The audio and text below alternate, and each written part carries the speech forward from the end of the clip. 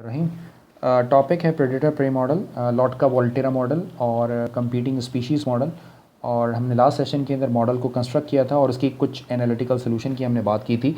आज हम डिस्कस करने जा रहे हैं इसके डायनामिक्स ऑफ द सिस्टम के, कि अगर हम सिस्टम को अगर एनालिटिकली सॉल्व नहीं कर पाते तो उस सिस्टम को किस तरह एनालिसिस किया जाएगा। तो जो है वो हम देखते हैं। तो पहले तो हम देखते हैं कि हमारे पास जो है वो इक्वेशंस क्या थी। तो इक्वेशंस क्या थी आपके पास, ए पार्ट के अंदर हम पॉपुलेशन का इक्विलिब्रियम निकाल रहे हैं।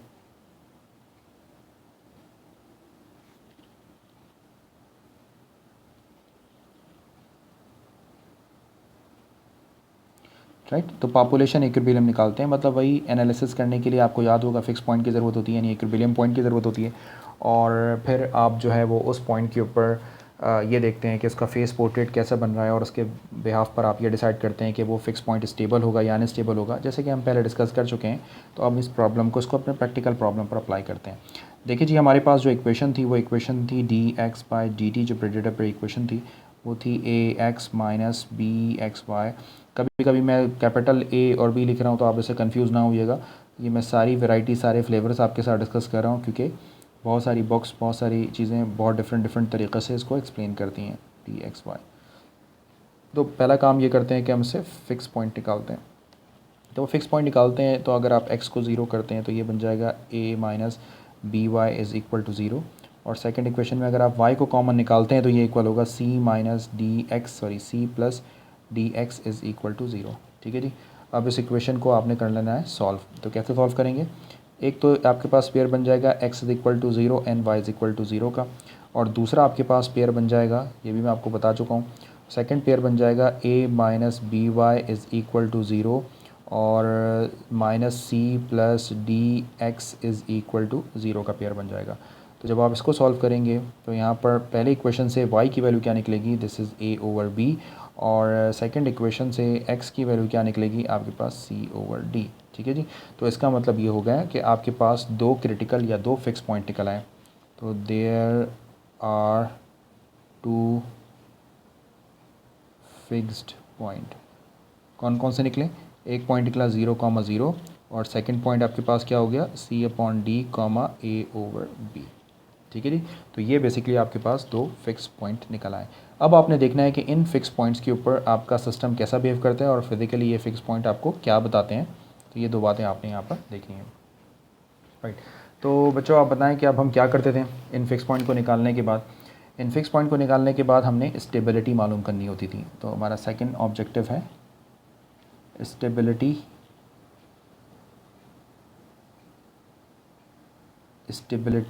Of the critical points. तो ये जो हमारे पास क्रिटिकल पॉइंट्स हैं, हमने करना क्या है कि इन क्रिटिकल पॉइंट्स की स्टेबिलिटी मालूम करनी है। जनाब, स्टेबिलिटी मालूम करने के लिए आपको बताया था आपने सिस्टम को लीनियराइज करना होता है। तो लीनियराइज करने के लिए आपको सिखाई थी जैकोबियन मैट्रिक्स।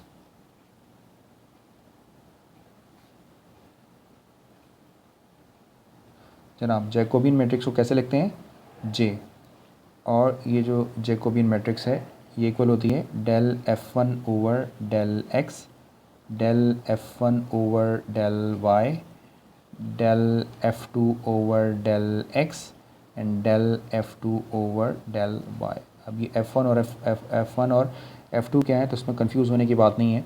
आपको बताया था कि इस प्रॉब्लम के अंदर जो है, इस प्रॉब्लम में ये जो आपके पास है ये आपके पास जो होता है, ये आपके पास होता है f1, और ये जो होता है फंक्शन ये होता है आपके पास बेसिकली f2। ठीक है जी।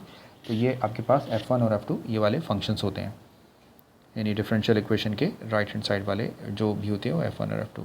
तो जनाब जाएँ क्रिटिकल पॉइंट्स हम इसकी कैलकुलेट करके दिखाएँ। तो मैंने बहुत आसान है इसकी सिंप्लीफिकेशन, यानी डेरिवेटिव। तो मैं ज़रा जल्दी से इसको परफॉर्म करता हूँ।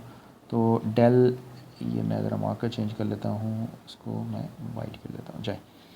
तो ये बन जाएगा आपके पास del f1 over del x which is equals to a minus B y. ठीक है, मुझे उम्मीद है कि आप ये कैलकुलेट कर लेंगे। And del f1 upon del y is equal to minus B X. Similarly हम चाहते हैं डेल f2, आप चाहें तो डायरेक्ट कर लें, del x is equals to d y, and ये डी वाई है, राइट, तो इससे कंफ्यूज ना होइएगा। And del y is equals to minus c plus D x, ठीक है। इसको उठाकर आपने इस equation number I think a में सब्स्टिट्यूट कर देते हैं। तो अब आप जब इसका जैकोबियन देखेंगे तो जैकोबियन आपके पास x, y वाले पॉइंट पर क्या निकलेगा आपका जैकोबियन मैट्रिक्स, ये बन जाएगा आपके पास a minus B y minus B x and d y and d x minus c, ये आ जाएगा आपके पास जैकोबियन, ठीक है जी। अब जैकोबियन को इन दोनों पॉइंट्स के ऊपर आपने कंप्यूट करना है। तो फर्स्ट फिक्स पॉइंट क्या था, ये है आपके पास फर्स्ट फिक्स्ड पॉइंट जनाब। तो फर्स्ट फिक्स पॉइंट क्या था, हम इसे एक्सटेंशन वाला पॉइंट भी कह सकते हैं, एक्सटेंशन भी चाहे तो कह सकते हैं, यानी हम सपोज कर रहे हैं 0 0 पर, ठीक है जी। तो आप ये जो है जैकोबियन की वैल्यू 0, 0 पर मालूम कर लें, यानी ऊपर वाले जैकोबियन मैट्रिक्स में जहाँ पर x है वहाँ पर 0 पुट कर दें और जहाँ पर y है वहाँ पर भी 0 पुट कर दें। तो a 0 0 माइनस सी बेसिकली आपके पास, ठीक है। इसके बाद आप क्या करते थे, इसके बाद आप आइगन वैल्यूज़ निकाला करते थे। मैं उम्मीद है कि आपने वो सारी चीज़ें पहले से रिपीट की भी होंगी। तो इसके बाद हम जाते हैं आइगन वैल्यूज़ की तरफ।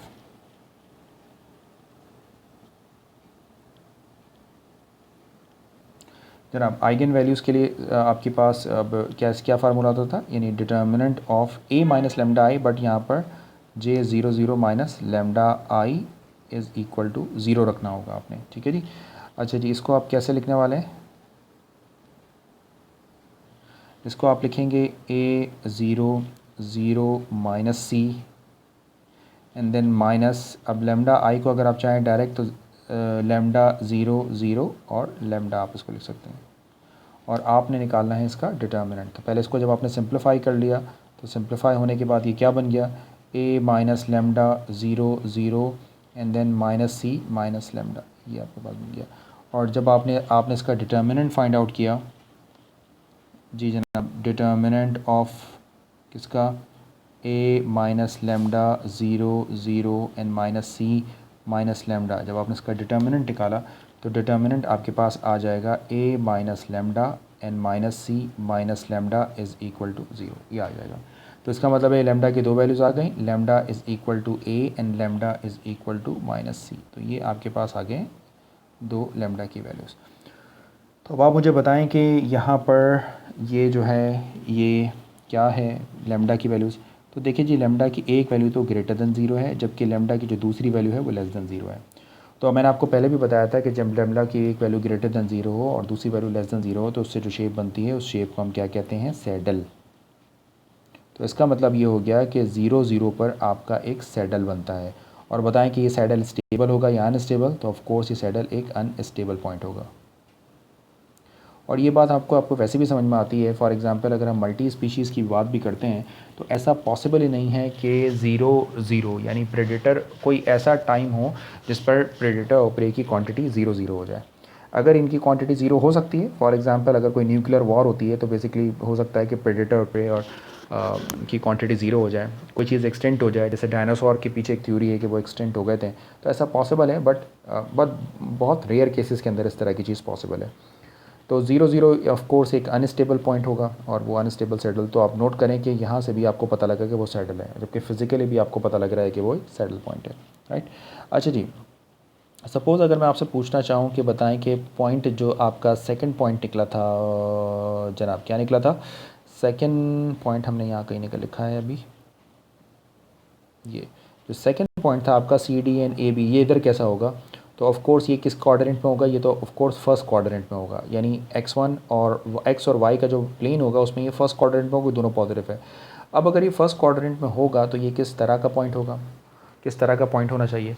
तो भाई अल्लाह ताला का जो गॉड मेड जो इकोसिस्टम है वो बेसिकली बहुत ही बैलेंस है। तो इसका मतलब ये है कि इसमें कोई चीज़ एक्सटेंट नहीं हो सकती, यानी प्रेडेटर और प्रे की क्वांटिटी गॉड मेड सिस्टम्स के अंदर इस तरह की होती हैं कि ये दोनों एक दूसरे पर डिपेंड कर रहे होते हैं, यानी प्रेडेटर और प्रे दोनों एक दूसरे पर डिपेंड कर रहे होते हैं, यानी कोई भी चीज़ इंडिपेंडेंट नहीं होती है, राइट। जब ये दोनों एक दूसरे पर डिपेंड कर रहे होते हैं तो ये एक इस तरह की साइक्लिक कोई चीज़ बन जाती है, ठीक है जी। मतलब साइक्लिक ही हो सकता है, इसका ऑर्डर साइक्लिक इसलिए भी हो सकता है कि कोई चीज़ एक्सटेंड नहीं हो रही है। तो ये साइक्लिक ऑर्डर के अंदर होगी। तो अब हम ज़रा चेक करते हैं कि क्या वाकई ही ये साइक्लिक होगी या नहीं होगी। तो ज़रा जल्दी से इसको अपने सेकंड पॉइंट के ऊपर अप्लाई करते हैं। तो अब हम यहाँ पर जैकोबियन तो चूँकि पहले से निकाल ही चुके हैं, तो जैकोबियन की वैल्यू हम देखना चाहते हैं C/D, A/B के ऊपर जनाब।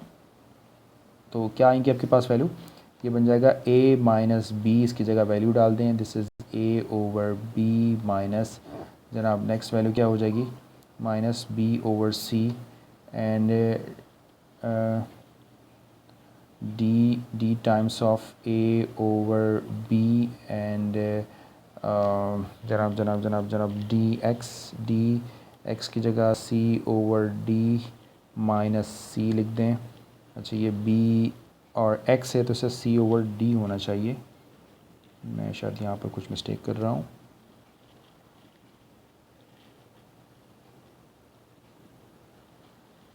राइट, तो ये ज़रा हम चेंज कर लेते हैं। ऊपर देखिएगा ये माइनस का BX था, तो ये माइनस का जो है वो B तो ऐसे ही रहेगा, जबकि x की जगह पर आप x की वैल्यू डाल देंगे which is equal to C/D।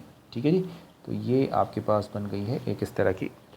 कुछ कैंसिल हो रहा है यहाँ पर, तो देखें ये D से D कैंसिल हो गया, B से B कैंसिल हो गया, और फिर ये A से A कैंसिल हो गया, यहाँ C से C कैंसिल हो गया। तो ये दोनों के दोनों फैक्टर तो एक्चुअली 0 0 के ही इक्वल हो गए। तो इसका मतलब ये है कि जो आपके पास अब जैकोबियन बनकर आया वो जैकोबियन क्या बना फाइनली 0। यहाँ पर ये बन गया माइनस C/D, ये बन जाएगा AD/B एंड ये आ जाएगा 0। तो ये आपके पास जैकोबियन का काम हो गया। अब हमारा टारगेट ये है कि जैकोबियन निकालने के बाद हम ये देखें कि आइगन वैल्यूज़ हमारे पास कैसे निकलेंगी। तो बताएं भाई, डिटर्मिनेंट लेते हैं हम किसके साथ, जैकोबियन किस वाले पॉइंट के ऊपर हमने जैकोबियन निकालना है, हमने किसने निकालना है, दिस इज़ C/D, A/B वाले पॉइंट के ऊपर। ठीक है जी, और इसको इक्वल करना है 0 के ऊपर, इक्वेट करना है 0 के ऊपर। तो ज़रा हमने यहाँ पर ही इसको देख लिया, कैसे लिखा, इसको लिखा 0 माइनस BC/D और AD/B 0, फिर माइनस टाइम ऑफ ये बन जाएगा आपके पास lambda 0 0 N lambda.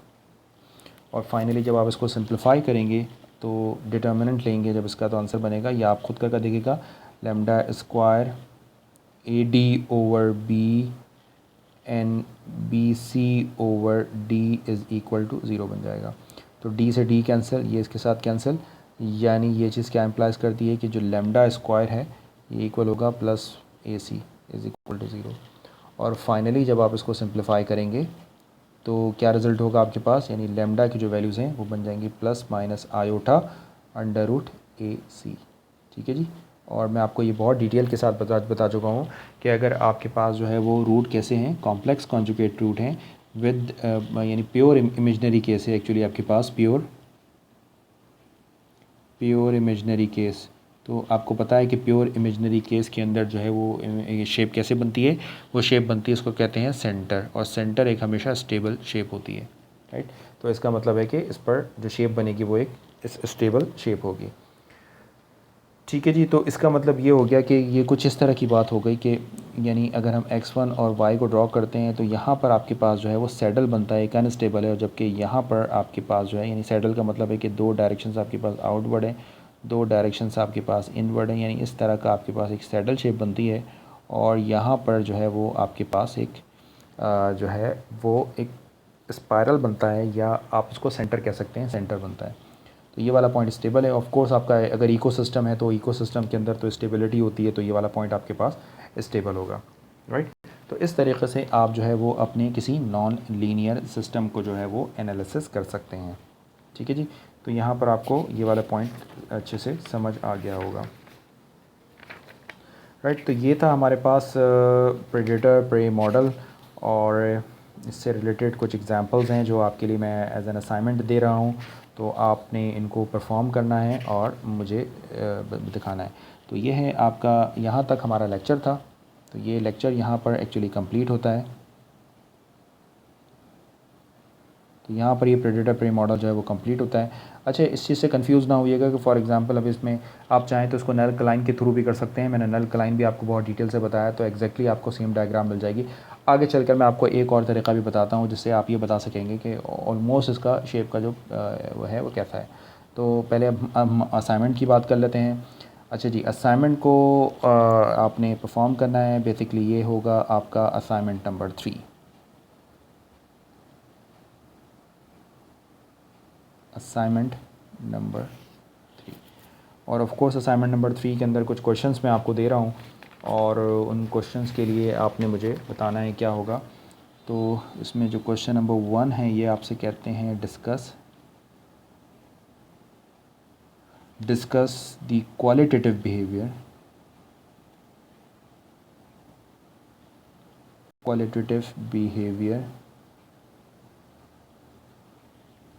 behavior of the following system।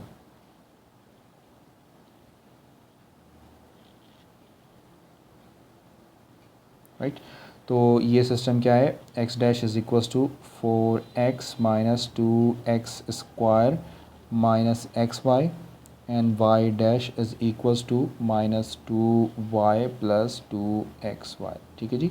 एक तो आपने इस प्रॉब्लम को क्या करना होगा, अगेन आपने इसके क्रिटिकल पॉइंट्स निकाल लेंगे। हिंट भी मैं आपको साथ साथ दे रहा हूँ, आपने क्रिटिकल पॉइंट्स निकालने होंगे, फिर आपने जो है वो इसकी जैकोबियन करना होगा, और फिर आपने जो है वो आइगन वैल्यूज़ के थ्रू फाइंड आउट करना होगा।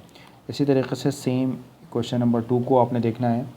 ये है सपोज़ dx बाई, यही काम करना है इसके अंदर भी, लेकिन मैंने मॉडल को चेंज कर दिया आपके, तो minus X minus Y and dy over dt is equals to y 0.75 minus Y minus 0.5x। ठीक है जी। तो एक इस प्रॉब्लम को आपने देखना है।